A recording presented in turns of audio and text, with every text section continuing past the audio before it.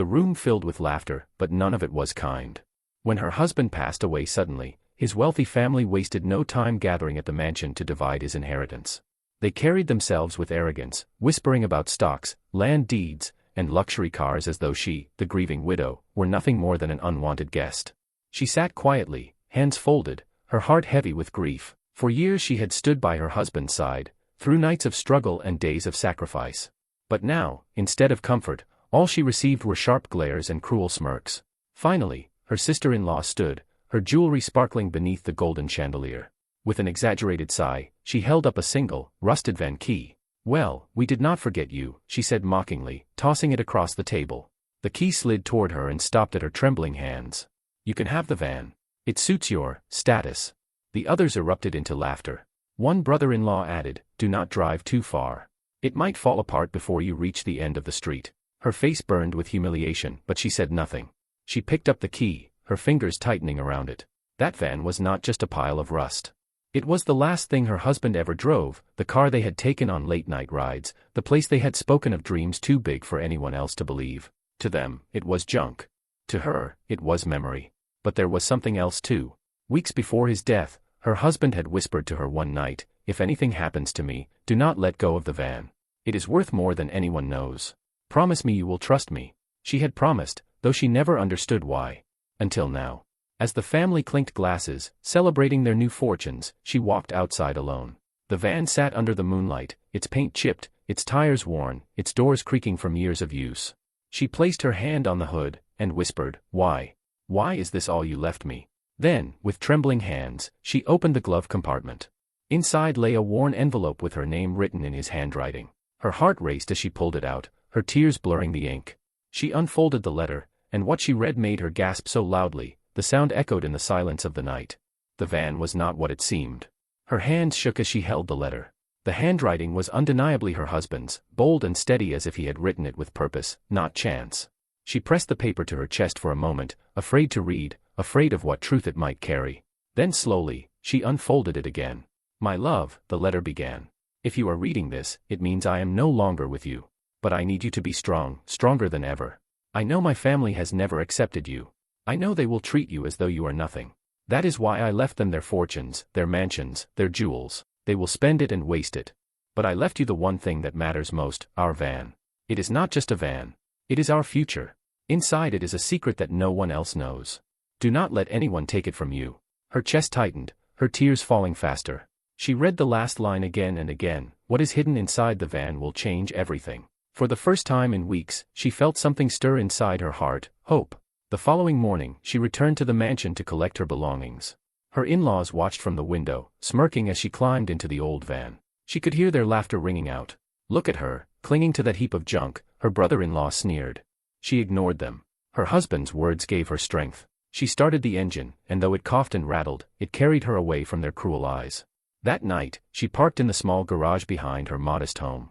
With the letter laid out on the workbench, she carefully inspected every inch of the van.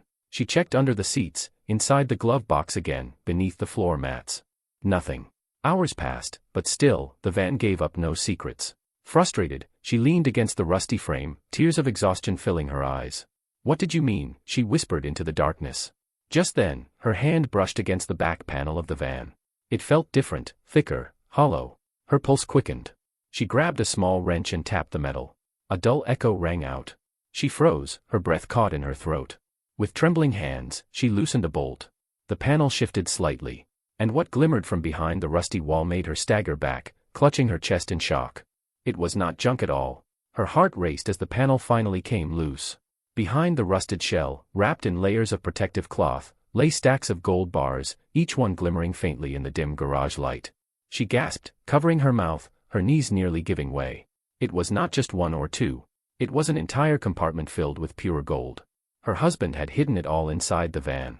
For a long moment she just stared, unable to breathe. She remembered his words, "What is hidden inside the van will change everything." Now she understood. This was not an inheritance of pity. This was his final gift, his way of ensuring that she, the woman his family mocked, would one day stand above them all. Her tears turned into shaky laughter. The van they had ridiculed, the one they called junk, was worth more than all their mansions combined. But then a cold fear crept over her. If his family ever discovered the truth, They would stop at nothing to take it from her. She quickly covered the panel again, sealing it tight. She knew she had to act carefully. The next morning, her in-laws came to her door, feigning false concern. "We hope you are managing," her sister-in-law said with a mocking smile. "If the van is too much trouble, we could take it off your hands. Sell it for scrap, maybe." She forced a polite smile, clutching the keys tightly in her hand. "Thank you, but no. The van was my husband's gift. I intend to keep it." They laughed, exchanging smug glances. "Suit yourself," the brother-in-law said. "But when it finally breaks down, do not come crying to us." She waited until they were gone before letting out the breath she had been holding. They suspected nothing. Not yet. That night, she sat inside the van, her hand resting on the steering wheel. She whispered softly, "You were clever, my love. You knew they would mock me. But you also knew they would never look twice at this old van. You turned their laughter into my shield." Her eyes burned with determination. For years, she had been silent, enduring their cruelty. But now she held the key to her own future. And soon, the world would know who she truly was. Weeks passed, and the widow worked quietly in the shadows.